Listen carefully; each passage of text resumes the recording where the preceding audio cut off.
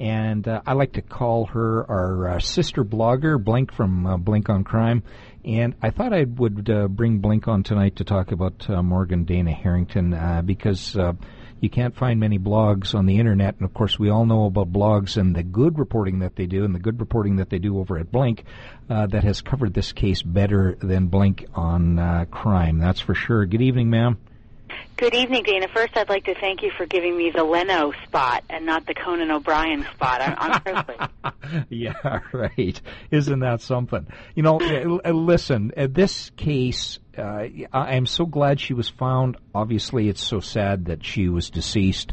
Not sure if you got to hear the program, but I had Clint Van Sant on earlier talking about Morgan Dana Harrington, and of course we've given out the information page about where tips can be sent in. I'm curious your take on the recovery of Morgan Dana Harrington.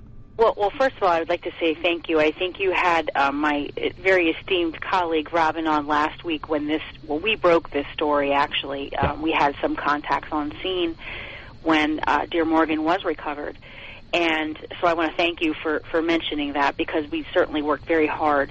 But my take on it is, first and foremost, thank God that she was recovered because, as we've talked about in the past, any family will tell you it's excruciating when someone you love is missing, and the not knowing is by far worse than what's to come. So that's a very thankful proposition. But I will say, in a general way, I don't believe that the person or persons responsible for placing Morgan there or to her ultimate end being there thought that she would be found. I do think Mother Nature has played somewhat of a role in helping us recover her. You know, as strange as it sounds, and we've seen this in many cases, it's almost like there's you're right, call it Mother Nature, call it a better source to help us find the person, because without finding that person, it's very difficult to bring a case. Now, witness testimony is great, Blink.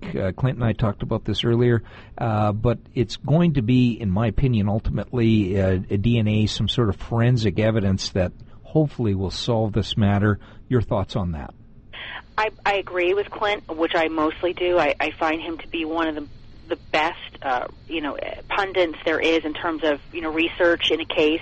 I've not heard you interview Mr. Van Zandt where he wasn't completely versed and could answer any question, which I so respect. But what I agree with you that it is the recovery of her remains and the wealth of information, and that's a quote, actually, by Morgan's father, Dr. Dan Harrington, that was recovered at the scene, both forensically and anthropologically, I believe will point a finger.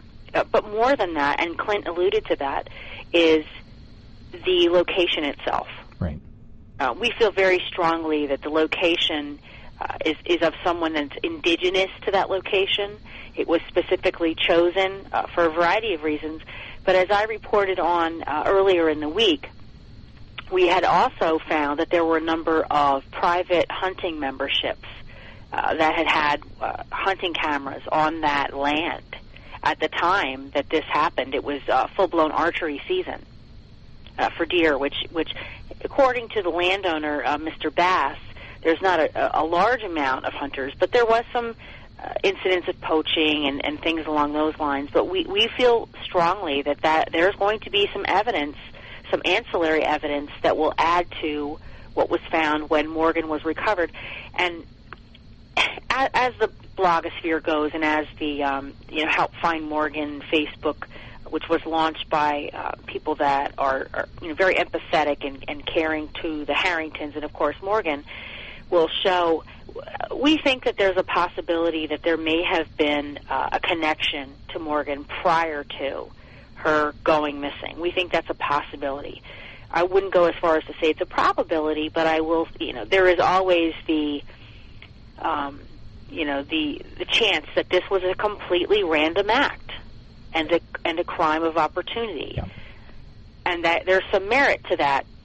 I personally do not think so. I don't think that she's either, this young lady is either the victim of in one evening the cataclysmic, worst possible chain of events that could happen to one individual to lead her to where she was ultimately recovered, or a series of events that have to do with a known offender, or a series of events of a known offender and an unknown, how do I say it, but accidental or unplanned scenario.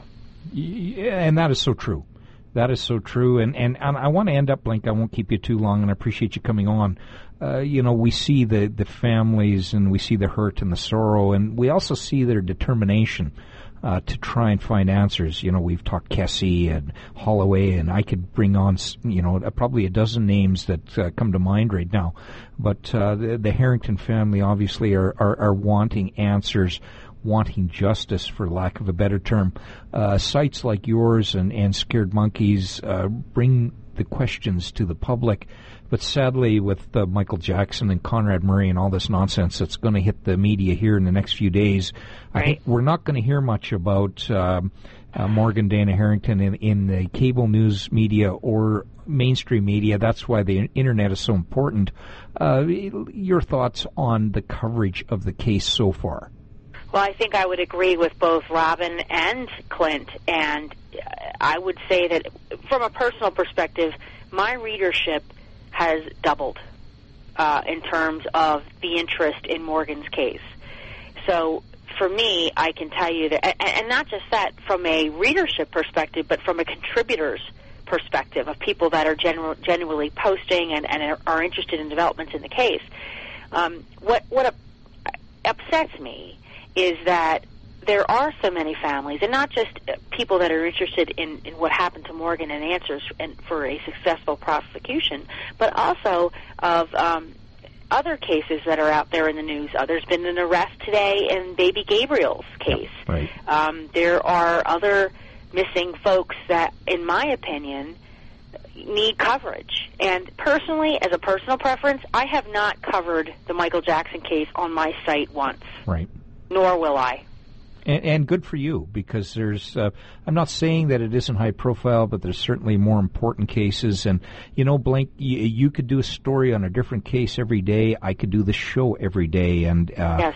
If the powers to be wanted us to, we would. We do what we can to try and help, but we're all volunteers, and we put our own sweat, blood, and tears into this. And it's just a shame that the big boys don't follow along. I'll give you the last word. I would just, first of all, I would just like to say, in response to genuine folks out there that are interested in true crime and missing persons cases, thank you for following along, because that is how they get progressed. Yep. So that's important. And I would certainly like to extend my condolences as Morgan is being laid to rest this Friday with her family and friends, and hopefully it's going to be televised, etc. I would like to give my condolences to her family, to Jill Harrington, to Dr. Dan Harrington, and to her brother Alex Harrington in their fight to secure justice for what happened to Morgan, and also to bring to light a serious epidemic, Dana. Underage drinking is, I've never seen on Facebook what I have seen while we're investigating this case. And I will tell you, I have two 20-year-old nieces that are sophomores in college. And the first thing I did when I saw this case was to check if they were on Facebook and to call them and to say, we need to have a conversation about personal security. Yep. And we need to make a commitment to each other that if you're ever in a situation where you're left alone or you find yourself away from your core group, that you need to make these calls. Here's your list. Here's your top 3, that you have a commitment that we will drop anything and everything to secure your safety. And I'm asking parents, I'm asking friends, do not leave your friend or colleague on their own in a public setting where security could be a factor. So true, and we can all be victims of crime, have loved ones who are victims of crime. My family has, maybe yours has, or a lot of you out there in the listenership I'm sure have. We may be able to get our victims home, our family members home, but families like the Harringtons and others who lose their loved ones pay the ultimate sacrifice, and we need to do what we can to try and control it and stop it if necessary. Blink, thank you. Thank you, Dana. So true. Good. Have a good evening. Take care.